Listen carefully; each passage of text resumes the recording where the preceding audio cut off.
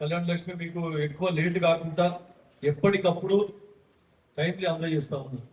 CM relief fund కూడా అది కూడా టైంకి ప్రకారం అందజేస్తా ఉన్నాం. ఇంకోటి ఎవరికి కూడా మామూలు తీసుకోవద్దు, మనం ఏం ఖర్చులు విసులు అని చెప్పేసి ఎవరు కూడా డబ్బులు ఇవ్వద్దు ఎవరికి కూడా అని కూడా చెప్తా ఉన్నాం. ఇంకా కొన్ని ఇంకేమైతుందంటే ఈ ఎమ్మెల్యే లాగిన్లో చూపిస్తున్నారు. ఎమ్మెల్యే లాగిన్లో ఒకటే మండలం కాదు, వేరే మండలాలు కూడా తహసీల్దార్లకు చెప్పడం జరిగింది. నాకు ఫామే రాదు, నా దగ్గరికి ఫామ్ రానే రాదు, ఎమ్మెల్యే లాగిన్ అని చూపిస్తుంది. నా దగ్గరికి వస్తే ఒక వారం 10 రోజుల లోపల సంతకం పెట్టేస్తుంది. కానీ నా దగ్గరికి ఫామ్ పంపుతలేరు, ఆడ లాగిన్లో చూస్తే ఎమ్మెల్యే లాగిన్లో పెండింగ్ ఉన్నదని చూపిస్తున్నారు.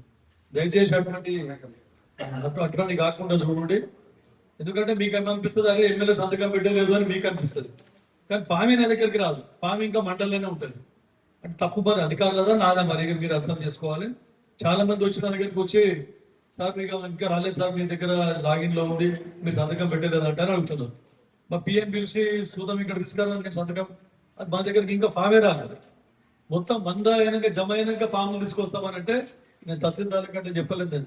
మీకు 8-10 ఫామ్లు అయితే 10 ఫామ్లు పంపించండి. ఒక 2-15 రోజుల లోపల ఎన్ని అయితే అని ఎప్పటికప్పుడు సంతకాలు పెట్టేస్తాను నేను. ఎవరు ఆపేది లేదు. పార్టీ రైతాంగా పోనీ కండువా వేసుకుంటేనే, మా పార్టీ కండువా వేసుకుంటేనే మీకు చెక్ ఇస్తాం అనేది గతంలో టిఆర్ఎస్ నాయకులు అంటే చేసినట్టు అటువంటిది అయితే ఎక్కడ ఇవ్వలేదు. ఇందిరమ్మ ఇల్లు కూడా ఎంతో మందికి ఇందిరమ్మ ఇల్లు కూడా పార్టీ రైతాంగా కూడా ఇవ్వడం జరిగింది. ఇంకా కట్టుకోవడం కూడా తొందరగా కట్టుకోండి. వాటి ఇండ్లకు మళ్ళీ సెకండ్ విడతలు కూడా మళ్ళీ మనకి ఇండ్లు రావడం జరుగుతూ ఉన్నది. కాబట్టి ఊరే సమానంగా ఎవరైతే బీదోళ్ళు ఉన్నారో వారికే ఈ ప్రభుత్వం అన్ని విధాల అవకాశం కల్పిస్తూ ఉన్నది.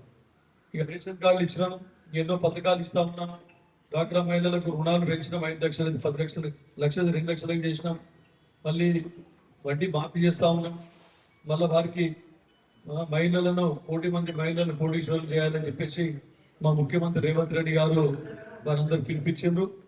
కాబట్టి ఇంకా ఏమైనా ఉంటే మీకు చిన్న చిన్న పరిశ్రమలు, గిడిల పరిశ్రమ కానీ, ఇస్తరాకులు కానీ, లేకుంటే పిండి గిన్నెలు కానీ, లేకుంటే ఇంకా ఏమైనా డ్రోన్లు ఇస్తా ఉన్నది ఇప్పుడు గవర్నమెంట్. మందులు పిచికారి చేయడానికి, ఎరువులు పిచికారి చేయడానికి, సెల్ఫ్ హెల్ప్ గ్రూప్ గ్రూప్ల మహిళలకు మీరు 2 లక్షలు కడితే 8 లక్షల రూపాయలు విలువ చేసే డ్రోన్లు ఇస్తా ఉన్నది. ఆ ట్రైనింగ్ కూడా ఇస్తా ఉన్నారు. దాంతోనే వ్యవసాయ క్షేత్రాలలో మీరు ఎరువు చల్లుకోవచ్చు, తర్వాత మందు కూడా చల్లుకోవచ్చు. కాబట్టి అటువంటి ముందుకు రండి అటువంటి వాటికి. తర్వాత పెట్రోల్ పంపులు, ఇందిరా మహిళా శక్తి క్యాంటీన్లు ఇస్తా ఉన్నారు. తర్వాత పెట్రోల్ పంప్ ఎక్కడ స్థలం మీరు చూస్తే పెట్రోల్ పంప్ కూడా నిజాంపేటలో ఇప్పటికే మేము ప్లాన్ చేసినాం. అక్కడ సంగారెడ్డిలో నడుస్తూ ఉన్నది.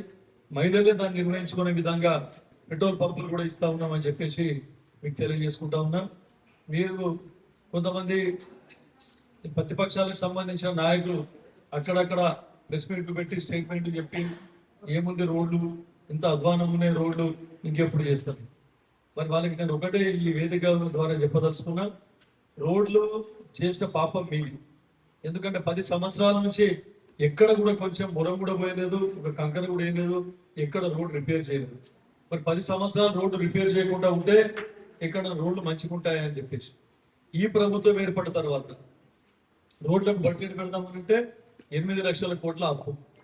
8 లక్షల కోట్ల అప్పు వాళ్ళ హయాంలో, గత ప్రభుత్వ హయాంలో చేసిన రోడ్ల పనులకు 45,000 కోట్ల రూపాయలు బకాయిలు. పాత గుత్తేదారులు వాళ్ళ పీరియడ్లో పనులు చేసిన గుత్తేదారులకి 45,000 కోట్ల రూపాయలు బకాయిలు ఉంటే కొన్ని మేము ఆ బకాయిలను నేర్పుకుంటూ వస్తా ఉన్నాం. నేర్పుకుంటూ వస్తే మళ్ళీ మీరు అందరూ ఏమంటారు, అన్ని ఇచ్చినాం, రేషన్ కార్డులు ఇచ్చినాం, రుణమాఫీ చేసినాం, అంతా రైతు భరోసా పైసలు జమ చేసుకొని రేవంత్ రెడ్డి గారు కష్టపడి ఖర్చులు తగ్గించుకొని రైతులకు అందరికీ రైతు భరోసా ఇస్తా ఉన్నారు. స్కూళ్ళల్లో విద్యా సౌకర్యాలు మెరుగుపరుస్తూ ఉన్నారు. టీచర్ రిక్రూట్మెంట్ చేసాం, మెన్ ఛార్జెస్, కాస్మెటిక్ ఛార్జెస్ అవన్నీ కూడా చేయడం జరిగింది. మధ్యాహ్న భోజన పథకం గురించి కూడా మేము అక్షయ పాత్ర వాళ్ళకి కన్సల్ట్ చేసినాం. మొదటి శంకరపేట మండలం, నిజాంపేట మండలాన్ని అక్షయ పాత్ర ద్వారా మధ్యాహ్న భోజనం అందియాలనే ఉద్దేశంతో కూడా కలెక్టర్ గారికి ప్రతిపాదనలు పెట్టడం జరిగింది. అన్ని విధాలు రోడ్లు పైసలు లేకుంటే కూడా బ్యాంకు ద్వారా రుణాలు ఇప్పించి కాంట్రాక్టర్కి వాళ్ళకి తీసుకొని రావడం, శాంక్షన్ చేయడం జరిగింది. మన నారాయణఖేడ్ నియోజకవర్గానికి 205 కోట్ల రూపాయలు మొన్న పంచాయతీరాజ్ కానీ R&B కలిపి రోడ్లు శాంక్షన్ జరిగింది. త్వరలో ఇంకా కూడా చాలా రోడ్లు శాంక్షన్ చేసినాం, కానీ కాంట్రాక్టర్లు ముందుకు వస్తలేరు. ఎందుకంటే బిల్లులు తొందరగా వస్తలేవు. బిల్లులు రావాలంటే ఆడ పైసలు ఉండాలి. పైసలు మొత్తం మీరే 8 లక్షల కోట్ల బాకీ చేసిపోతే 2.5 సంవత్సరాలు అవుతున్నది. మేము ఒకటి మీరు సరి చేసుకుంటూ వస్తున్నాం. మీ బేఫికర్తో ఎవరైనా రిటైర్మెంట్ అయితే రిటైర్మెంట్ బెనిఫిట్స్ ఇవ్వాలని మీరు తప్పించుకొని 58 సంవత్సరాల్లో ఉన్న వయస్సును, రిటైర్మెంట్ వయస్సును 61 సంవత్సరాలకు పెంచింది. అంటే ఇప్పుడు వాళ్ళందరూ 58 నుంచి 61 రాగానే కాంగ్రెస్ ప్రభుత్వం ఏర్పడిన తర్వాత ఒకరు రిటైర్ అవుతా ఉన్నారు. ఇప్పుడు ప్రతి నెల ఆఖరి రాగానే రిటైర్మెంట్ అవుతుంది. ప్రతి నెలకి 1000 కోట్ల రూపాయలు వాళ్ళకు బెనిఫిట్స్ ఇవ్వాల్సి వస్తుంది. ఇవ్వలేకపోతున్నాం. ఇవన్నీ పెండింగ్ పెట్టిండ్రు. ఫస్ట్ రాగానే జీతాలు ఇయ్యని పరిస్థితి ఉండే గవర్నమెంట్. అయినా 100,000 కోట్ల రూపాయలు కాగితాల మీద శాంక్షన్ చేసిపోయినామని చెప్పడం జరిగింది.